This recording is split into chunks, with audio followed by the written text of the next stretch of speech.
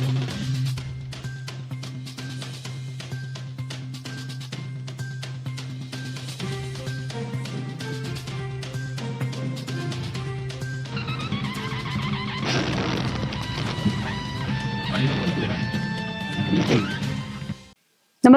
आपण पाहता हिरकणी न्यूज.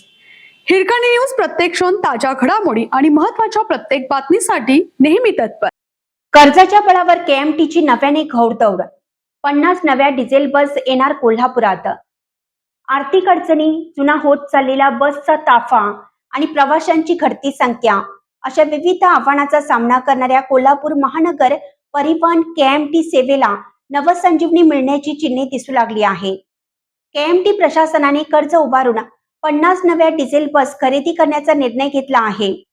गेल्या काही वर्षात केएमटीच्या बस ताफ्यातील अनेक वाहने कालबाह्य झाली आहेत.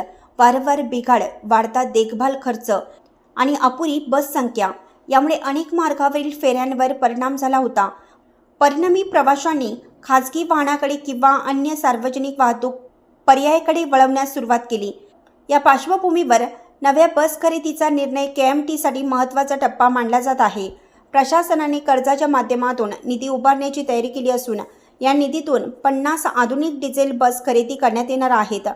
नव्या बसमुळे शहरातील प्रमुख मार्गासह उपनगर आणि विस्तारित हद्दीतील भागांमध्ये अधिक फेऱ्या सुरू करता येणार आहेत. तसेच सध्या बंद किंवा कमी झालेल्या काही मार्गाचे पुनरुज्जीवन करण्याचाही विचार सुरू आहे.